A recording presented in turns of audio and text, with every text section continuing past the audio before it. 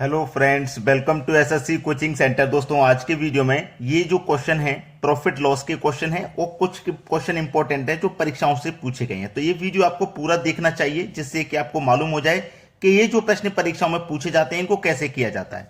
चलिए स्टार्ट करते हैं। पहला सवाल है, एक विक्रेता को 40 रुपए में 45 केले बेचने पर 20% की हानि होती है। उसे 24 रुपए में कितने केले बेचने चाहिए जिससे उसे 20% का लाभ हो। ठीक है, चलिए इसको करने के लिए जो सबसे पहले मैं तरीका बता रहा हूं उसे आप नोट कर लेना। रुपए लिखने हैं, रुपए के नीचे लिखना है आपको वस्तु। ठीक है, वस्तु लिखना है और गुना कर देना है आपको प्रतिशत। अभी समझाऊंगा कैसे क्या होगा। फिर बाद में दूसरी तरफ भी रुपए लिखना है, बटे में वस्तु लिखना है। ठीक है, गुना कर देना है प्रतिशत वैल्यू से। अब कौन सी प्रतिशत वैल्यू से गुना कर देना है वो मैं आपको बताता हूं। अगर आपसे कहे हानि, आपसे कहे प्रश्न में हानि, तो आप क्या करोगे, 100 में से घटा दोगे। और यदि कहे लाभ, यदि कहे लाभ, तो 100 में क्या कर दोगे, जोड़ दोगे। ठीक है, यही चीज समझ में आनी चाहिए। चलिए, रुपए कितने हैं, 40 रुपए हैं, तो रुपए की जगह आप 40 लिखोगे क्योंकि 40 रुपए है। वस्तु कितनी है, 40 रुपए में 45 वस्तु है, तो 45 आप लिखोगे गुना। अब यहां प्रतिशत वैल्यू लिखोगे। देखिएगा, जब उसने क्या किया, 20% की हानि होती है, यानी कि 40 रुपए में 45 केले बेचता है तो 20 की हानि होती है।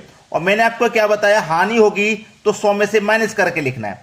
तो 20 की हानि है तो 100 में से 20 को माइनस करेंगे, मतलब यहां प्रतिशत वैल्यू कितनी आ जाएगी, 80% बचेगी। कितना बचेगा, 80%। भाई 20 की हानि है तो 100 में से हम 20 घटा देंगे, 80 बचेगा। बराबर बाद में कितना रुपए है, 24 रुपया है, 24 लिखिए। वस्तु कितनी है, 24 में नहीं पता। भाई हमें कितने केले बेचने नहीं पता, वस्तु कितनी है नहीं पता। जब नहीं पता तो इसका मतलब वस्तु हमें फाइंड करनी है, वस्तु ही निकालनी है। इनटू प्रतिशत वैल्यू कितनी है, 20% का लाभ हो। लाभ की बात कहा है तो 100 में जोड़ के लिखेंगे, तो 100 में 20 जोड़ के लिखेंगे, मतलब 120 हो जाएगा। बस यही प्रश्न है, इसको यही सॉल्व कर लेंगे। 40 एकम 40, 40 दूने का 80, 2 बार में ये कट जाएगा। ठीक है, कट गया 2 बार में। चलिए अब इसको हम कटाएंगे, 24 से 120 पूरा 5 बार में ये भी कट जाएगा, 5 बार में कट गया। और फट कटाएंगे, 5 से 9 बार में 45 कट जाएगा। और 9 दूनी का ये कितना हो गया भाई, 18। 9 का मल्टीप्लाई 2 से करेंगे तो 18। अब देखिए इधर क्या बचा, आपका 18 बचा है, बराबर के इधर क्या बचा, वस्तु। तो हमें 24 रुपए में कितनी वस्तु बेचनी चाहिए जिससे 20% का लाभ हो। 24 रुपए में 18 वस्तु बेचनी चाहिए जिससे कि हमें 20% का लाभ होगा। यह हमारे सवाल का बिल्कुल सही जवाब है। क्लियर है ना, आसानी से कर लोगे इन प्रश्नों को। चलिए अब देखते हैं अगला सवाल। अगला प्रश्न है, 720 रुपए में 60 वस्तुएं बेचने पर एक दुकानदार को 20% का फायदा होता है, यानी कि लाभ होता है। 480 रुपए में 80 वस्तुओं को बेचने पर कितने प्रतिशत की हानि होगी। तरीका वही है, रुपए लिखना है, बटे में वस्तु लिखना है और गुना प्रतिशत लिखना है।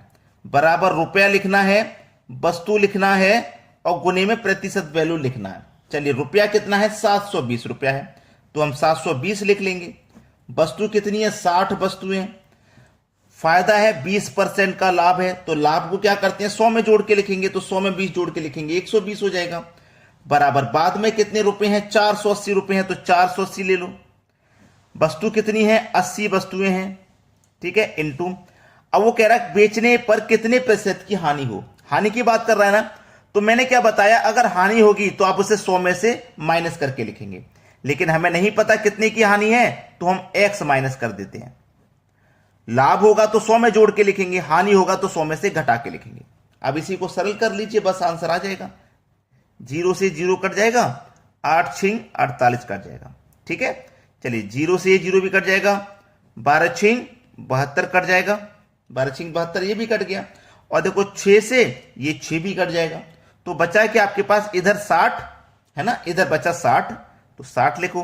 बराबर के इधर बचा 100 माइनस x, यही तो बचा। अब हमें x चाहिए प्लस का, तो मैं इस माइनस के x को बराबर के इधर लाऊंगा तो ये प्लस का x हो जाएगा। इधर 100 बचा है और ये प्लस का 60 इधर आके माइनस का 60 हो जाएगा। तो x बराबर 100 में से 60 चला गया, तो बचा कितना, 40। तो x का मान कितना आ गया, 40। x का मान यानी कि कितने प्रतिशत की हानि होगी, 40% की हानि होगी। 100 में से कितना घटाएंगे, 40, तो 40% की हानि होगी। ये हमारे प्रश्न का बिल्कुल सही जवाब है। अब देखते हैं अगला सवाल। अगला प्रश्न है 150 रुपए में 30 वस्तुओं को बेचने पर एक दुकानदार को 25% की हानि होती है। ऐसे ही 30 वस्तुओं को 20% लाभ कमाने के लिए कितने का बेचें? चलिए, रुपए बटे में क्या लिखना है आपको? वस्तु गुने प्रतिशत बराबर रुपए बटे में क्या लिखना है आपको? वस्तु गुने प्रतिशत। ठीक है, चलिए रुपए कितने हैं? 150, तो 150 लिख लीजिए। वस्तु कितनी है? 30 वस्तु है, तो 30 लिख लीजिए। और फिर क्या है? 25% की हानि, तो हानि को 100 में से घटाएंगे, तो 100 में से 25 घटाएंगे, 75 बचेगा बराबर। फिर बाद में रुपए नहीं दिए गए, रुपए आपको निकालने हैं। ठीक है, रुपए निकालने बोला, कमाने के लिए कितने का बेचें, रुपए नहीं पता, तो हमें रुपया निकालना है। वस्तु कितनी है? 30 वस्तु बेचनी है। कितने पर? 20% के लाभ पर। 20 के लाभ का मतलब 100 में 20 जोड़ेंगे तो 120 हो जाएगा। अब इसी को हल कर लो। चलिए, 75 से 150 आपका 2 बार में ये कट जाएगा ना। 30 से ये 30 कट जाएगा, बराबर में आमने सामने कट जाता है, नीचे से नीचे ऊपर से ऊपर ऐसे, और इस तरीके से कट जाता है। 75 से 150 2 बार में कट गया, 30 से 30 कट गया। अब देखो ये 120 है, इस 120 का ऐसे करके क्रॉस मल्टीप्लाई होगा, तो 120 का मल्टीप्लाई 2 से होगा ना, तो ये हो जाएगा 240। और इधर क्या बचा? रुपया। यानी कि कितने का बेचें भाई? 240 रुपए का बेचेंगे तो हमें 20% का फायदा हो जाएगा। ये हो जाएगा इस प्रश्न का बिल्कुल सही आंसर। अब देखते हैं अगला सवाल। अगला सवाल है, यदि एक आदमी अपना ठेला 720 रुपए में बेचे तो उससे 25% की हानि होती है। कितने बेचे? 720 रुपए में। रुपया दे रखा है 720। ठीक है, बेचे, किसको बेचना है? एक ठेला है, एक आदमी अपना ठेला, यानी कोई एक ठेला बेचता है, तो वस्तु कितनी है? एक है। इनटू प्रतिशत वैल्यू, 25% की हानि होगी, यानी कि 100 में से 25 माइनस करेंगे तो 75 आएगा। अब मैं फॉर्मूला नहीं लिख रहा, डायरेक्ट रुपया, डायरेक्ट वस्तु, हानि होगी तो 100 में से घटा के, लाभ होगा तो 100 में जोड़ के डायरेक्ट लिख देंगे। बोला 25% का लाभ कमाने के लिए विक्रय मूल्य क्या होना चाहिए, यानी कि रुपए पता नहीं है क्या है, रुपए आपको निकालना है। ठीक है, वस्तु कितनी है? वही एक ठेला है, यानी कि उसी ठेले पर हमें 25% का लाभ कमाना है, तो 100 में 25 जोड़ दो लाभ के लिए। अब इसको हल कर लो, बस आंसर आ गया। ठीक है, देखो एक से तो एक कट गया, इससे तो कोई मतलब नहीं। अब इसे हम कटाएंगे तो देखिएगा, 25 से ये भी कटेगा, 25 से ये, 25 से ये 3 बार में कटेगा, और 25 से ये 5 बार में कट जाएगा। ठीक है, 5 बार में कट जाएगा। 3 से इसको कटाऊंगा, 3 दूने का 6, 1 बचेगा 12, 3 चौके 12 और 1 0, 240 बार में ये कट गया। अब 5 का मल्टीप्लाई होगा 240 से, ऐसे क्रॉस मल्टीप्लाई होगा ना, तो 5 का 0 में करेंगे तो 0, 5 चौके 20 का 0, कैरी का 2, 5 दूने का 10 और 2 12, इधर हो गया 1200, यानी कि रुपया कितना निकल के आया भैया? 1200 रुपए। तो कितने का बेचें भाई?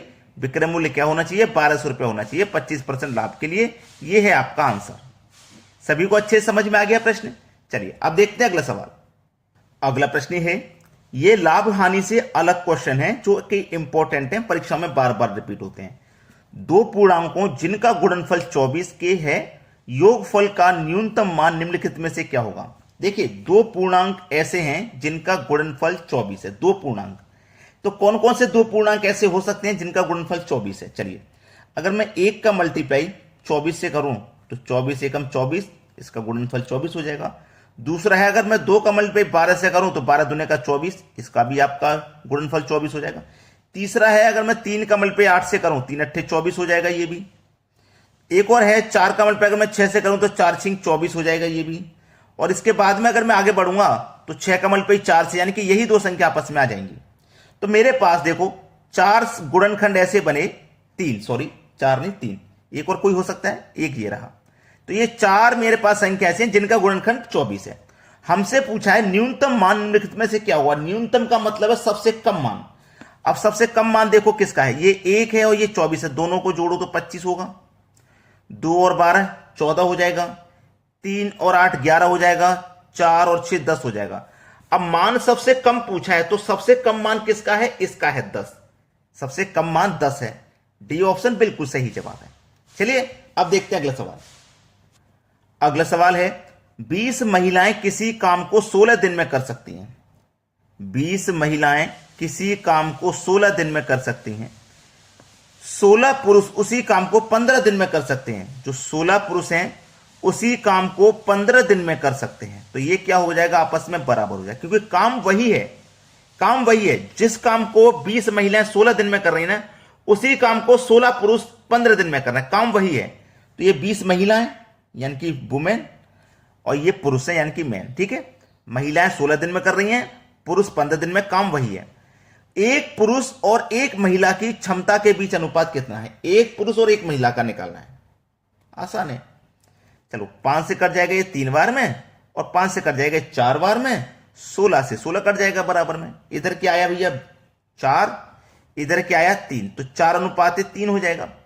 एक चीज हमेशा याद रखना प्रश्न में, वो उसने क्या बोला है वो ध्यान देना। उसने बोला है एक पुरुष और एक महिला की क्षमता कर पाए, एक पुरुष और एक महिला। पहले पुरुष बोला है उसने, पुरुष यानी कि मैन, बाद में बोला महिला यानी कि वुमेन। ठीक है ना, इधर मैन का कितना आया था 3 आया था ना, तो मैन के नीचे लिखोगे 3। वुमेन का कितना आया था 4, तो वुमेन के नीचे लिखोगे 4, तो 3 अनुपात 4। पहला ऑप्शन बिल्कुल सही जवाब। क्लियर हो गया ना सभी को। चलिए अब देखते हैं अगला सवाल। अगला प्रश्न है, यदि a प्लस 1/a बराबर 2 हो तो a की पावर 5 प्लस 1/a की पावर 5 का मान क्या होगा। यह अलजेब्रा का एक ऐसा प्रश्न है जिसको आप केवल और केवल 5 सेकंड में हल करोगे। 5 सेकंड भी ज्यादा है, 2 सेकंड, केवल 2 सेकंड लगेंगे। आपके सामने प्रश्न आएगा, आप आंसर पर टिक करोगे, आंसर करके आगे बढ़ जाओगे। कैसे कर जाओगे आंसर वो मैं आपको बताता हूं।